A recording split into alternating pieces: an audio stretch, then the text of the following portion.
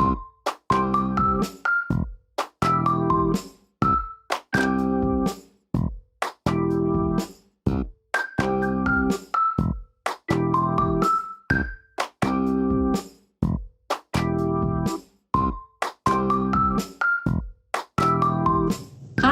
and welcome back to Treasury Talks, where we have interesting conversations with thought leaders across the nation, as well as here in Delaware, on a variety of different issues as they relate to the field of finance. With me today, I have Shaun Snyder, who is our National Association of State Treasurers Executive Director, and Shaun has a very interesting background and really is a dynamic and important part of NAST. And Shaun, I just want to thank you so much for being here with me today. I'd love to hear more about what it is that you do for the National Association of State Treasurers, how you got here, and why it's important. Well, thank you, Treasurer. Thank you for having me. How I got here, why don't I start with that one? It was certainly a winding road. When I left school, I decided I would go work at the city council here in DC, which is essentially our legislature. You know, DC is a very interesting government. It's sort of a state and city combined. Worked there for several years, really got a love and passion for public service, moved to the U.S. Department of Housing and Urban Development, in the general counsel's office, but then really felt my passion and calling was back to the district government. Came back to work for the health department, really working at the state and local level. I thought was quite fascinating. And I worked at the addiction agency, actually, in the health department for several years, ended up running that department, and then finally served as the chief operating officer for the DC Health Department. And then went to work as the chief operating officer for the American Psychiatric Association. So that was really my first foray into the association world, and then worked there until coming to the National Association of State Treasurers over 3 years ago. And I will say that when I was looking for a job, when I saw the National Association of State Treasurers, I thought, well, this is interesting because it has both the association world, which I'm very interested in, but it also has the public service component to it. And that's really what attracted me to it, working with state treasurers, with their staff. And that's a lot of what I do every day. As the head of the association, the staff head, I really serve the nation's state treasurers. The states have a treasurer, the District of Columbia, the territories. I run our staff here in DC. We have about 6 staff to support the work that you all do in the states, promoting public finance and the fiscal health of the states. And so day to day, what we do is we field a lot of Zoom and phone calls with the treasurers, with your senior staff. We work with our corporate members who support the work that treasurers do and the work that we do at NAST, to make sure that the work that you and your staff are doing in terms of monitoring debt, college savings plans, ABLE programs, all of that runs as smoothly as possible. Well, and I can say that I definitely am well aware of your contribution to the National Association of State Treasurers. And one of the things that I'd love to hear you kind of talk about and really sort of dive into a little bit deeper is more around the mission and vision of NAST as a whole and how you see your role in supporting that. Well, I will say officially, our mission is to advance sound financial practices, policies, and education through state treasurers and other NAST members, with the vision being to be the nation's foremost authority for responsible state treasury programs and related financial practices, policies, and education. What does that really mean? Well, what that means is it's our job as NAST to really convene the state treasurers as a group. Each state treasurer, as you well know, has a staff that works to support him or her, and they each work within their own state. But there's another element to that, and that's really where associations come in. It's our job to bring them together so that each treasurer, each deputy treasurer, each program director can really work with their colleagues, learn from their colleagues, share experiences. And that's really the value of associations. You really bring to bear the experiences, the shared experiences of 50 of your colleagues from around the country And there's an incredible value to that and learning how they do their jobs, what works well, what doesn't work well, how do you learn from that? And that's, I would say, helping our members do their job better every day. That's our job.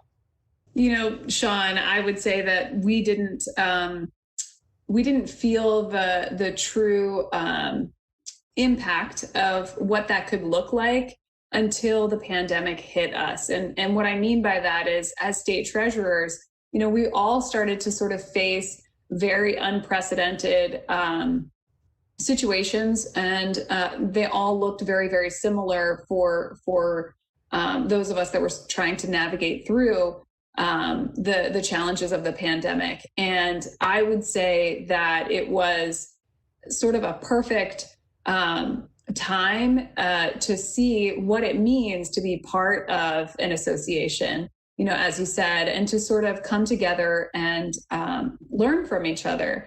That said, what would you say was most unique about that? And maybe what are you most proud of that came out of some of the challenges that we saw in COVID and your impact on that?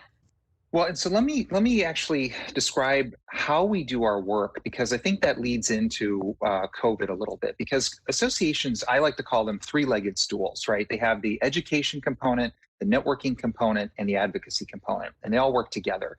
And every association generally functions this way. So education really is what I talked about earlier. It's bringing together members, it's having sessions on certain topics to dive into what's hot out in the field these days, what are people hearing and learning. The networking component, like I talked about, is the members being together and learning from each other. And then the advocacy part is really working together to advocate both in DC, in the halls of Congress with the federal agencies, but also in the state capitals as well, and with the state legislatures and state agencies. A lot of that work was traditionally done in person. And so we have our legislative conference here in DC. We have our Treasury Management Training Symposium, which is our big conference where everybody comes together. We have 7 tracks, and it's a very large endeavor in our annual conference. And so, like I said, a lot of that work we do is in person. The advocacy part, we have our Hill Day, where the treasurers go to the Hill and advocate with their senators and members of Congress. And last year in 2020, we had our legislative conference in February here in DC. And then, as we all know, COVID really started to hit in March. And I will say, honestly, that my biggest concern was that our members may be too preoccupied with what was going on in their state to really focus on their association. Obviously, being the association leader, that's a problem, right? That was a concern a lot of associations were facing. And what ultimately ended up happening was the opposite. Instead of us sort of fading away, because people were too preoccupied, it was the opposite. We convened the treasurers. Last year, Treasurer Deborah Goldberg, the state treasurer of Massachusetts, was our president. And she said, okay, we are all kind of facing these similar issues, but we all need to do it together. And so she convened the first, what we called our all treasurers call, where we got all the state treasurers on a call using the telephone. We eventually switched to Zoom, and we basically opened the line. There was no agenda. It was, okay, who wants to talk? What are you experiencing? And that was a unique approach for us. We will have business meetings that are in-person meetings where there's a very clear agenda. We conduct the association business. And I think once she started having those meetings and everybody started really putting the issues on the table that they were dealing with, it created a safe space where our members could really learn from each other at a level they had not before. And because everything was moving so quickly, the CARES Act was passed over basically a weekend, working with the U.S. Treasury Department and the Federal Reserve to implement the CARES Act. We had to move quickly. Treasurers had to react to that. We had to get input from treasurers. I mean, let me assure you, the U.S. Treasury Department, the Federal Reserve, members of Congress, they want to know what the state treasurers think about policies. And so it was an opportunity for us as the staff to hear from our members, relay that information to policymakers in DC, tell our treasurer members what was going on here in DC. And it was a way for us to very quickly sort of exchange information and give that sort of bidirectional feedback loop.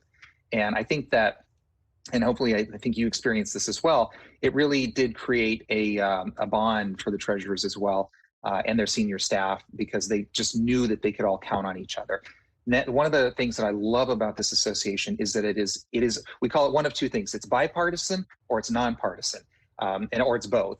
And state treasury offices so often are just not issues that fall into the partisan realm, right? They're just managing the state finances to the best of everybody's ability for your constituents. And so that really makes sure that no matter what region, party, anything like that a treasurer is, they do come together to work with each other. And I think that we saw that at a level we had never seen until COVID.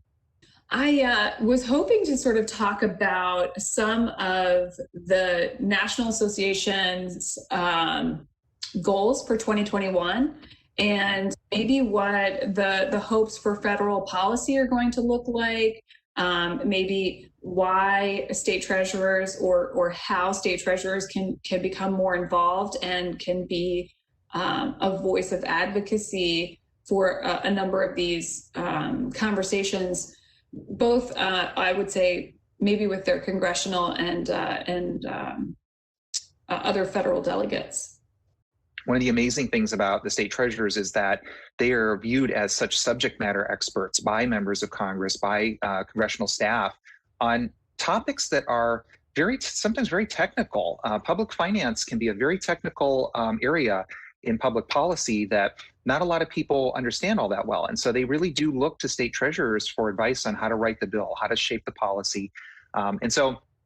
Every year, as I mentioned last year, we have our legislative conference. We're doing that virtually, like we've done several of our conferences since COVID started. And we have had tremendous success with those virtual conferences. Again, we were concerned that people might not pay attention because they're virtual. I have found, on the contrary, that we've had great turnout, a lot of interest because people do care about what's going on in their field and with their colleagues. So we're continuing to promote the public policy issues that we generally do. Protecting the tax exemption on municipal bonds. Basically, what that means is helping states to essentially finance and borrow money at affordable rates to support infrastructure, so roads, hospitals, schools. That's one of our premier programs that we support within NAST. Strengthening and expanding the college savings programs. So many of you may have young kids growing up who you put money into a college savings plan, a 529 plan. Those are generally run by state treasurers' offices. So we want to make sure that those are as rich and available as possible for people. We also are really trying to grow the ABLE program. This is the Achieving a Better Life Experience program. Just at a very high level in terms of a description, it's essentially, it's very similar to college savings programs, but for people with disabilities. And so it helps them pay for life expenses in a sort of tax-exempt approach. And that program is about 6 years old. Again, treasurer's offices generally run those. So we are trying to really expand those, including expanding the age to which people will be eligible to participate. Right now, there's a cap of 26 years of age. We are expanding that to 40. So we want to promote the expansion of that to 46 years of age. So we have a lot of veterans groups who are very supportive of that as well. People getting injured in theaters who can participate in that. We want to continue our work in financial education and literacy. As the CFOs of the states, state treasurers take on the role of being the champions for financial education. This is no small feat. As many of us know, being able to understand how to balance our checkbook, how to invest, how to save for retirement, those are generally not things that they teach you in school. And then, of course, one of the big areas that's COVID related this year and last year is working to provide aid to states and local governments that need it to support COVID response activities and to support lost revenue as a result of COVID. As we all know, reading the news, there is a partnership between the federal government, state governments, local governments, and how you react to a pandemic like COVID. And there are a lot of costs associated with that were never anticipated. And so as we have people sort of staying home, businesses shut in different places, you see the revenue declines in state and local governments, which means at a time when they need to be doing more, they have less money to do it. And that's why we need that partnership with the federal government to help those states who need that to provide that funding. States have a balanced budget requirement generally, which means they cannot spend more than they take in. The federal government can. But those are a lot of the highlights of what we'll be working on this year. Shaun, you and your team have been really extremely helpful in helping state treasurers to navigate all of the dynamic challenges and unprecedented challenges. And I just want to thank you again and just say I really and truly look forward to more of these educational opportunities and more of these opportunities to get together as an association. So thank you. We're here to help, and I give the kudos to my staff. They're great. They work very hard. As I like to say, I just get out of their way and let them do their jobs. And I think for NAST, our job is to bring the treasurers together to help them do their jobs. And that's really why the job is so enjoyable, knowing that the work that we do ultimately supports your constituents. Well, and you do it well. So thanks again. And thanks for joining me today, for your time and all of your efforts. Happy to. Thanks for having me.